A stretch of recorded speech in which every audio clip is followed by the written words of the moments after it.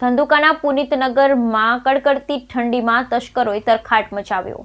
મામાની દીકરીના લગ્ન પ્રસંગે પરિવાર લગ્ન માણવા ગયો, પાછળથી તસ્કરો ઘરમાં ખાતર પાડી રોકડ રકમ અને સોનાના દાગીના સહિતના 1.5 લાખના મુદ્દામાલની ચોરી કરી તસ્કરો નાસી છૂટ્યા। ધંધુકા શહેરી વિસ્તારમાં તસ્કરોનો ભય સ્થાનિક રહીશોને સતાવી રહ્યો છે। તાકીદે પોલીસ તંત્ર તસ્કરોને ઝડપી કાયદેસરની કાર્યવાહી કરે તેવી માંગ ઉઠી।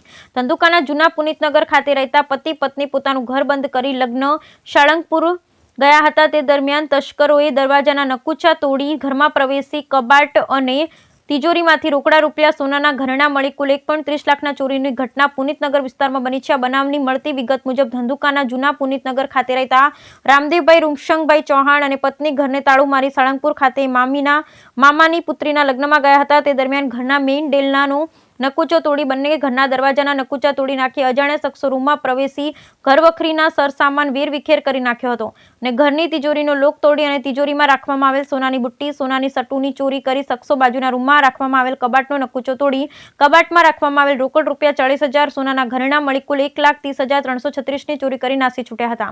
રામદેવભાઈ પ્રસંગ પરત ફરી આવતા ઘરમાં ચોરીની થયાની ઘટના જાણ થતા તેઓ ધંધુકા પોલીસ મથકમાં અજાણ્યા શખ્સ વિરુદ્ધ ફરિયાદ કરી, જેને લઈ ધંધુકા ટાઉન પોલીસ દ્વારા અજાણ્યા શખ્સો વિરુદ્ધ ચોરીની ફરિયાદ નોંધી આગળની કાર્યવાહી હાથ ધરવામાં આવી।